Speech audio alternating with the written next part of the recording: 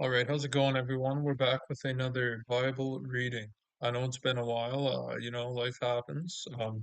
I tried to work on something else actually, but it turns out that writing something's actually pretty difficult. A lot easier just to talk and read than it is to actually like make something, as it turns out. But I'm back and I've actually read ahead this time. There's a lot of fire, so to speak, said this time.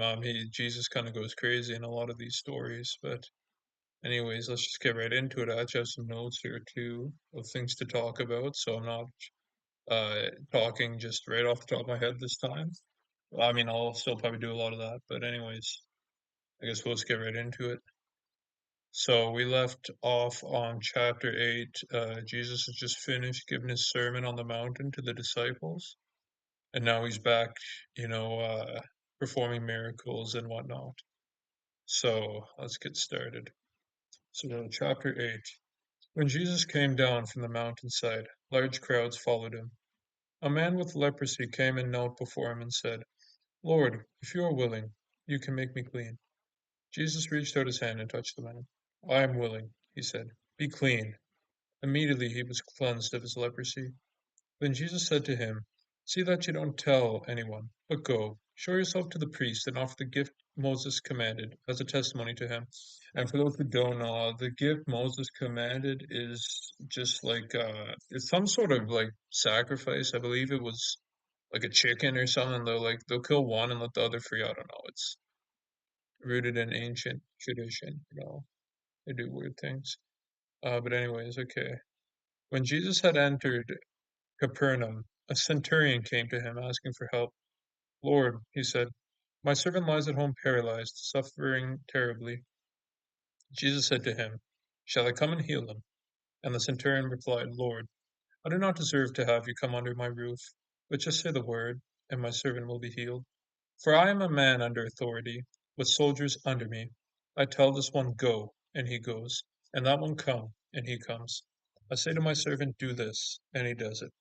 When Jesus heard this, he was amazed and said to those following him, Truly I tell you, I have not found anyone in Israel with such great faith.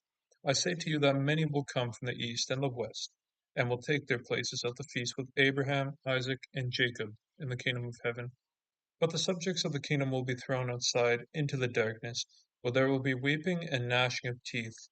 Then Jesus said to the centurion, Go, let it be done just as you believed it would. And his servant was healed at that moment. So there's actually a lot to unpack with that one. So I read this in an Instagram comment section of all places, actually. But there is some connotation that the servant is actually like a lover and that the centurion is gay. So apparently the original text used the word in Greek, I believe it's pronounced pies. So that means like boy, but in like a loving connotation. I don't know, it's like it's strange. But anyways, that's the original word in Matthew. But Luke, which is another book of the Bible, obviously, uses a different word, which just directly translates to servant. And obviously, the translation I just read used the word servant, but it's in their interest to use that, obviously. But just like a note on that, like if it's meant to actually be like the centurion is gay, um, whenever like someone sins in the Bible, Jesus will usually rebuke them before forgiving them. But he doesn't hear. So that's just something to think about. Um, and then there's another point here. It's just like an interesting verse in general. I mean, the centurion says that he has no need for Jesus to visit for him because he knows that Jesus can just like heal him simply by willing it. And then, sorry, let me let me just collect my thoughts.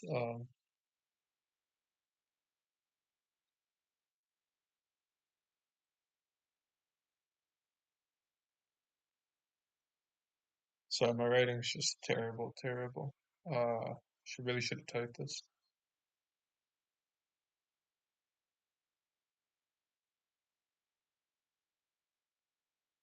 Yeah, basically, I know.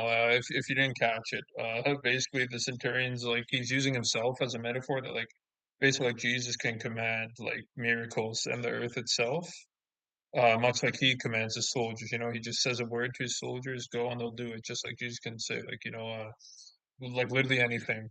do it and it'll be done.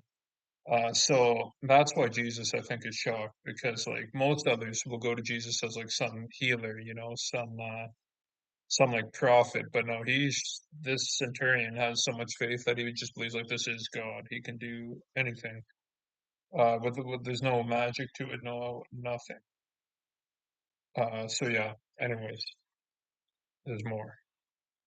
So when Jesus came into Peter's house, he saw Peter's mother-in-law lying in bed with a fever. He touched her hand, and the fever left her, and she got up and began to wait on him. When evening came, many who were demon possessed were brought to him, and he drove out the spirits with a word and healed all the sick. This was to fulfill what was spoken through the prophet Isaiah. He took up our infirmities and bore our diseases. I like how they add those little notes every time. Like they look at whoever the prophet says, well, in the Old Testament, like, oh, see, he did it. He did it, look. But, anyways. So when Jesus saw the crowd around him, he gave orders to cross the other side of the lake. Then a teacher of the law came to him and said, Teacher, I will follow you wherever you go. And Jesus replied, Foxes have dens and birds have nests, but Son of Man has no place to lay his head. So yeah, if you want to follow Jesus, you're going to be homeless, more or less. And then another disciple said to him, Lord, first let me go and bury my father. But Jesus told him, Follow me and let the dead bury their own dead. So yeah, if you want to actually follow him, you got to give up a lot. So now he's going to calm a storm. Then he got into the boat, and his disciples followed him. Suddenly, a furious storm came on the lake, so that the waves swept over the boat. But Jesus was sleeping. The disciples went and woke him, saying, Lord, save us, we're all going to drown. And he replied, You of little faith, why are you so afraid? Then he got up and rebuked the winds and the waves, and it was completely calm. The men were amazed and asked, What kind of man is this? Even the winds and the waves obey him. And you see that goes back, he was surprised at the centurion's faith, for the centurion never called him a man, he never thought of him as a man, some miraculous figure, like he just like is God. So, that's why those guys are called you of little faith, not no praise for them. So when he arrived at the other side of the region of Gadar, Gadarenes, sorry, two demon-possessed men coming from the tombs met him. They were so violent that no one could pass that way, so they're kind of like your ancient tweakers, more or less. What do you want with us, Son of God? They shouted. Have you come here to torture us before the appointed time? Some distance from them, a large herd of pigs was feeding, and this is another note. The large herd of pigs is like substantially large. It is 2,000 pigs. So the demons begged Jesus, "If you drive us out, send us into the herd of pigs." And he said to them, "Go." So they came out and went into the pigs, and the whole herd rushed down the steep bank into the lake and died in the water. So yeah, basically Jesus just kills like 2,000 pigs. For what reason? I don't know. There's like a couple interpretations, like some really old things are like, oh, if they did that, they'd be I don't know, like yeah, it doesn't make much sense, but it's kind of badass. Those 10 and the pigs ran off, went into town, and reported all this, including what had happened to the demon-possessed men. Then the whole town went out to meet Jesus. And when they saw him, they pleaded with him to leave their region. So yeah, they're like, can you like leave? You just killed our whole flock of animals. Like, are you nuts? Um, and I guess he leaves. So he stepped into the boat, crossed over, and came to his own town. Some men brought to him a paralyzed man lying on a mat. When Jesus saw their faith, he said to the man, Take heart, son, your sins are forgiven. At this, some of the teachers of the law said to themselves, and you'll see that said a lot, the teachers of the law, those were what they call like the Pharisees, and they were kind of like your wise men in Judaism. They like commanded a lot of power, I guess. Kind of like, I guess, it kind of like a senator in a way. This fellow is blaspheming. Knowing their thoughts, Jesus said, Why do you entertain evil in your hearts? Which is easier to say, Your sins are forgiven, or to say, Get up and walk? But I want you to know that the Son of Man has authority on earth to forgive sins. So he said to the paralyzed man, Get up, take your mat, and go home. Then the man got up and went home. When the crowd saw this, they were filled with awe, and they praised God who had given such authority to man. Yeah, so basically he's saying like you can't you can't really see that sins are forgiven. You know, it's kind of hard to demonstrate, but since they want it so bad, you know, since they're so caught up on like the material aspects of divinity, so to speak, he'll show them. So as Jesus went on from there, he saw a man named Matthew sitting at the tax collector's booth, and you know that'd be the guy who wrote this book. Follow me, he told him, and Matthew got up and followed him.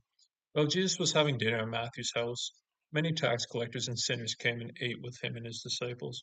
When the Pharisees saw this, they asked his disciples, "Why does your teacher eat with tax collectors and sinners?" On hearing this, Jesus said, "It is not the healthy who need a doctor, the sick. But go and learn what this means. I desire mercy, not sacrifice. For I have not come to call the righteous, but sinners." So yeah, he's basically saying it wouldn't be much use if eating with righteous people. You know, he's here to forgive and help sinners, not people who are already doing fine as is. Then John's disciples came and asked him. So by John's disciples, I mean John the Baptist, who was in further chapters back, um, and he's in jail right now. How is it that we and the Pharisees fast often, but your disciples do not fast? And Jesus answered, how can the guests of the bridegroom mourn while he is with them? The time will come when the bridegroom will be taken from them, then they will fast. No one sews a patch of unshrunk cloth on an old garment, for the patch will pull away from the garment, making their tear worse. Neither do people pour wineskins. Sorry, let me try again. Neither do people pour new wine into old wineskins. If they do, the skins will burst, the wine will run out, and the wineskins will be ruined. No, they pour new wine into new wineskins, and both are preserved. So basically, he's alluding to the fact that his teachings are are new. They're not uh to like they're not necessarily in accordance with like the Jewish laws at the time. Like, because yeah, if you apply that law, then what he's doing doesn't make much sense, does it? But he's bringing something new here. So, anyways, while he was saying this, a synagogue leader came and knelt before him and said, my daughter has just died, but come and put your hand on her, and she will live. Jesus got up and went with him, and so did his disciples. Just then, a woman who had been subject to bleeding for 12 years came up behind him and touched the edge of his cloak. She said to herself, if I only touch this cloak, I will be healed. Jesus turned and saw her. Take heart, daughter, he said. Your faith has healed you. And the woman was healed at that moment. When Jesus entered the synagogue leader's house and saw the noisy crowd and people playing pipes, he said, go away. The girl is not dead, but asleep. And they laughed at him. After the crowd had been put outside, he went in and took the girl by the hand, and she got up. News of this spread through all that region. As Jesus went on from there, two blind men followed him, calling out, have mercy on us, son of David. When he had gone out indoors, the blind men came to him, and he asked them, do you believe that I am able to do this? Yes, Lord, they replied. Then he touched their eyes and said, according to your faith, let it be done to you. And their sight was restored. Jesus warned them sternly, see that no one knows about this. But they went out and spread the news about him all over that region. So yeah, they really blew it with that one. Oh. While they were going out, a man who was demon possessed and could not talk was brought to Jesus. And when the demon was driven out, the man who had been mute spoke. The crowd was amazed and said, nothing like this has ever been seen in Israel. The Pharisees said, it is by the prince of demons that he drives out demons. Yeah, so I don't know. The Pharisees are really the villains here so far. But anyways, Jesus went through all the towns and villages, preaching in their synagogues, proclaiming the good news of the kingdom and healing every disease and sickness. When he saw the crowds, he had compassion on them, because they were harassed and helpless, like sheep without a shepherd. Then he said to his disciples, the harvest is plentiful, but the workers are few. Ask the Lord of the harvest, therefore, send out his workers into his harvest field. So basically, he's going to deploy his disciples to do the miracles because it's going to be a bit too much. There's just too many people at this point. So Jesus called his 12 disciples to him and gave them authority to drive out impure spirits and to heal every disease and sickness. These are the names of the 12 apostles. First, Simon, who is called Peter, and his brother Andrew, James son of Zebedee and his brother John, Philip and Bartholomew, Thomas and Matthew the tax collector, James son of Alphaeus and Thaddeus, Simon the zealot, and Judas Iscariot, who betrayed him. These 12 Jesus sent out with the following instructions: Do not go among the Gentiles or enter any town of the Samaritans. Go rather to the lost sheep of Israel. As you go, proclaim this message: The kingdom of heaven has come near.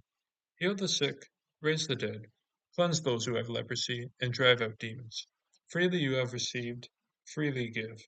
Do not get any gold or silver or copper to take with you in your belts. No bag for the journey, or extra shirt or sandals or staff, for the worker is worth his keep. Whatever town or village you enter, search them for. Let me try that again, sorry. Whatever town or village you enter, search there for some worthy person and stay at their house until you leave. As you enter the home, give it your greeting. If the home is deserving, let your peace rest on it.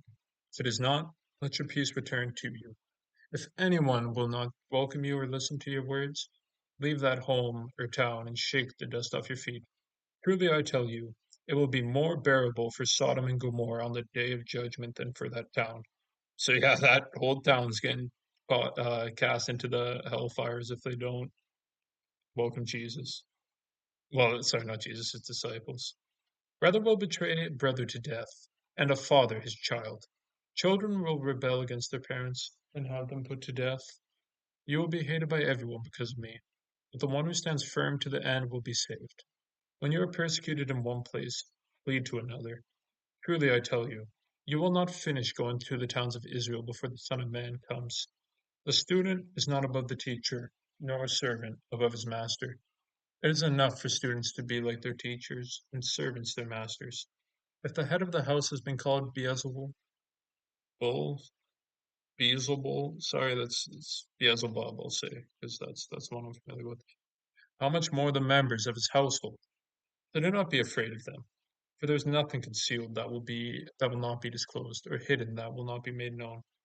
When I tell you what I tell you in the dark, speak in the daylight. What is whispered in your ear, proclaim from the roofs. Do not be afraid of those who kill the body but cannot kill the soul. Rather, be afraid of the one who can destroy both soul and body in hell. Are not two sparrows sold for a penny? Yet not one of them will fall to the ground outside of your Father's will. And even the very hairs on your head are all numbered. So don't be afraid. You are worth more than many sparrows. Whoever acknowledges me before others, I will acknowledge before my Father in heaven. But whoever disowns me before others, I will disown before my Father in heaven. Do not suppose that I have come here to bring peace to the earth. I did not come to bring peace, but a sword. For I have come to turn a man against his father, a daughter against her mother, a daughter-in-law against her mother-in-law. A man's enemies will be the members of his own household. Anyone who loves their father or mother more than me is not worthy of me. Anyone who loves their son or daughter more than me is not worthy of me. Anyone who does not take up their cross and follow me is not worthy of me. Whoever finds their life will lose it, and whoever loses their life for my sake will find it.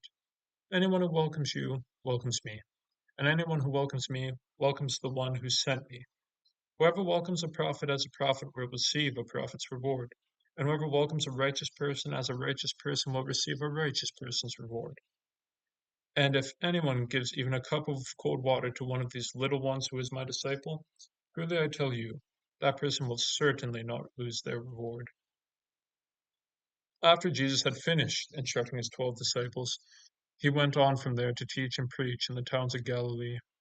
When John, who was in prison, heard about the deeds of the Messiah, he sent his disciples to ask him, Are you the one who is to come, or should we expect someone else? And Jesus replied, Go back and report to John what you hear and see.